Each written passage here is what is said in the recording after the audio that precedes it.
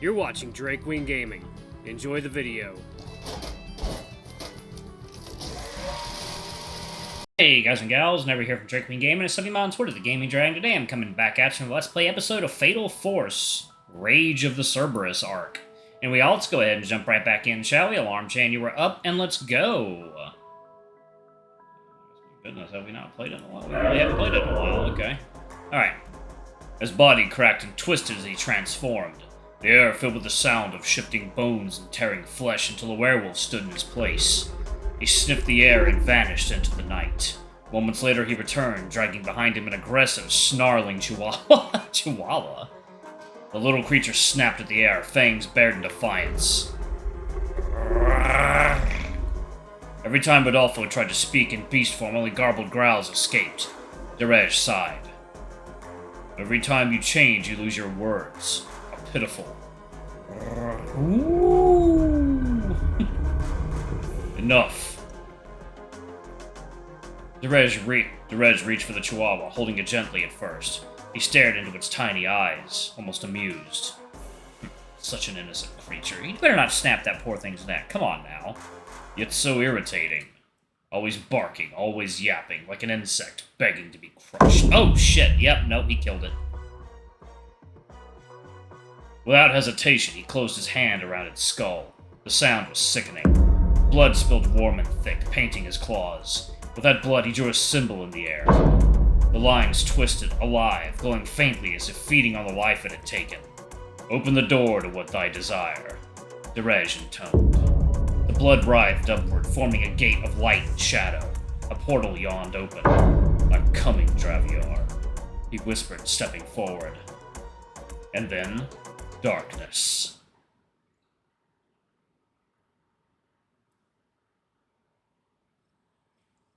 Night. Wolfsbane Cafe. The town had quieted under the weight of dusk.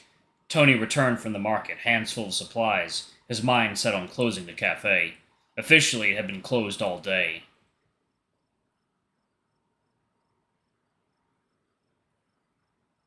He moved slowly through the familiar routine of shutting things down, the silence strangely heavy.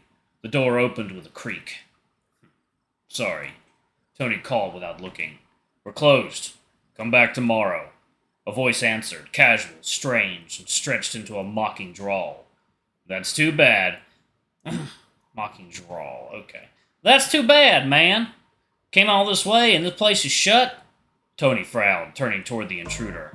Oh, Jesus Christ. Yeah, I think I know who that is. A man stood in the doorway, a paper bag covered over his head.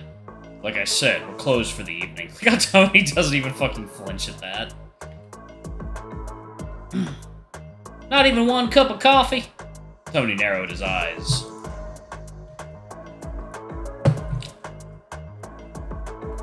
What's your deal? Why the hell are you wearing a paper bag? The man chuckled, tapping the side of the bag as if proud of it. Oh, this? Just keeping my handsome face hidden. Especially when dealing with werewolves like you. The words cut sharp. Tony stiffened, his fist curling. Who the hell are you? Relax, buddy. I'm not here to fight. I just want to meet the owner. Draviar, what business do you have with him? Tony's voice hardened. Not your business, mutt. Anger surged, but before Tony could explode, a steady voice cut through. Enough, Tony. Draviar stepped into the room, his eyes calm, his tone commanding. The tension shifted instantly. Tony pulled back, jaw tight. So, no coffee, huh? The paper bag man tilted his head. Take the bag off. We'll talk properly, Edward. Draviar said quietly. That's more like it, but coffee first. The man chuckled. Draviar sighed, disappearing briefly into the pantry. When he returned, he set steaming cups on the counter. Edward pulled the paper bag away from his head, revealing a smirk.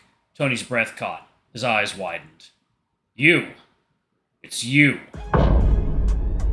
Ha! Still hanging around? Always such a nosy little wolf. Edward Lestars. Edward grinned wider. Let him be. Tony, this is Edward Lestars. Tony froze. His voice broke. The stars. Edward lifted his cup, savoring the taste, but his composure cracked when Draviar spoke again. And Edward. He is Thomas Lestars. Draviar continued calmly. The name hit like a thunderclap.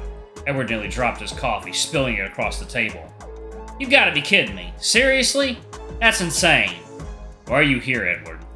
Javier asked, his patience thinning. Edward set his cup down, leaning forward. His smile was gone. His eyes were dark, his voice lower. Javier, you need to know something. Trouble's coming. The kind of trouble that'll rip this city apart. And it involves our family name and that organization. What? Color drained from Javier's face. Oh, back into Mickey's bedroom. The cafe's upper floor was quiet, save for the faint hum of the city beyond the walls. In the dimly lit Mickey room, Narry sat alone, the air heavy with the scent of old wood and lingering tension. Boredom gnawed at him, a restless itch that refused to fade. 3 hours had dragged by, each minute stretching longer than the last, and still no sign of the others. He glanced at the hulking figure sprawled across the bed. The bed, a werewolf, naked and unconscious, his chest rising and falling with shallow breaths. It's like, water time. Alright, okay. His muscles twitching in uneasy dreams. Narry shifted uncomfortably in his chair. This is getting old, he thought, rubbing his temples. Boredom gnawed at Narry until it turned into something else, something he didn't want to name. 3 hours just sitting here with a naked, muscle-bound werewolf. I should be uncomfortable, but instead, I'm bored. What the hell's wrong with me? Am I starting to think like Mickey? Like a pervert? What am I even doing here? The room felt too small, the walls too close. His gaze drifted to the massive mirror hanging on the far wall, its surface catching the faint glow of a single lamp. A strange impulse stirred within him, reckless and unbidden. He stood, his movements slow, deliberate, and began to peel off his shirt. His pants followed, pooling at his feet. The cool air brushed against his skin, and for a moment he stood half naked, staring at his reflection. The mirror across the room caught him, reflecting back his smaller frame. He flexed. His biceps barely shifted. His chest was flat, unimpressive. His eyes traced the lines of his body, lean, unremarkable, nothing like the chiseled physique of the werewolf on the bed. He flexed his arm again, watching his small biceps strain against the effort. Could I ever look like that? The thought burned in his mind. He clenched his fist, staring at the reflection until the silence shattered. The door slammed open. Narry froze, his heart lurching into his throat. Zearu stood in the doorway, his silhouette framed by the dim hallway light, a smirk curling his lips. His eyes gleamed with amusement, sharp and predatory. Interesting. Zearu drawled, his voice laced with mockery. They locked eyes. Neither spoke at first. Wait, it's not what you think!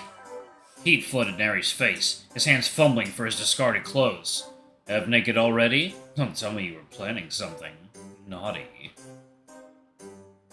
Zearu raised an eyebrow, stepping into the room with a lazy swagger.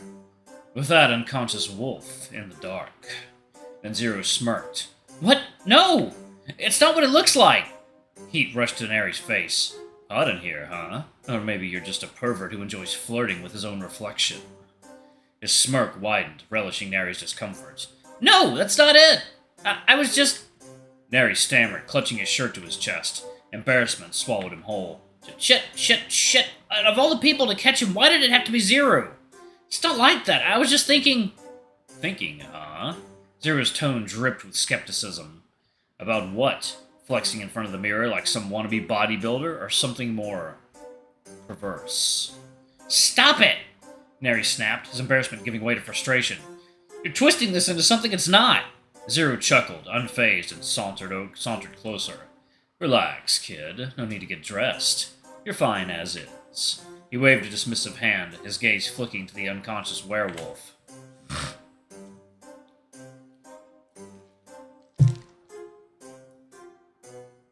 Besides, no one's coming in here. Looks like an only pour this. Narry hesitated, his fingers tightening around his shirt. What do you mean? And why are you even here? Zero's grin faded. Let's cut back on there. Okay, let's put the lid back on there. There we go. Okay. Replaced by a glint of something sharper, more serious. He stepped toward the bed, his movements deliberate, and pulled a blanket from the floor, draping it over the sleeping werewolf. You're coming with me tonight. We've got work to do, he said, his voice low, commanding. Work? What are you talking about? Narry frowned, confusion creeping in. Zero's eyes locked onto his, unyielding. Training. You're a werewolf now, Narry. Time to stop playing the helpless sidekick. Javier and I talked it over, and I'm taking you under my wing, starting tonight. Narry's breath caught, a spark of excitement cutting through his unease. Training? Like magic? Like what Draviar does? Zero snorted, amusement flickering in his eyes. Slow down, hotshot. We're starting with the basics, and for that... He gestured at Narry's half-naked form. You don't need clothes. Narry blinked, his excitement dimming slightly. Wait, what? Why not? Zero didn't answer. Instead, he hoisted the blanketed werewolf over his shoulder with ease, his grin returning, sharp and enigmatic. This guy's coming too. Let's move before I decide to wrap you in a blanket. Narry hesitated, his mind racing. Zero's cryptic words, the unconscious werewolf, the sudden shift in tone, it all felt like pieces of a puzzle he couldn't see yet. But the promise of training, power, of standing shoulder to shoulder with Draviar, was enough to pull him forward. He followed Zero out of the room, a strange mix of dread and anticipation curling in his chest. And so Narry begins his training with Zero. For now, everything seems fine. The story pauses here because we must shift to another time. Which timeline, you ask? 1 year later. You are now in the perspective of someone else. His name is Aiden.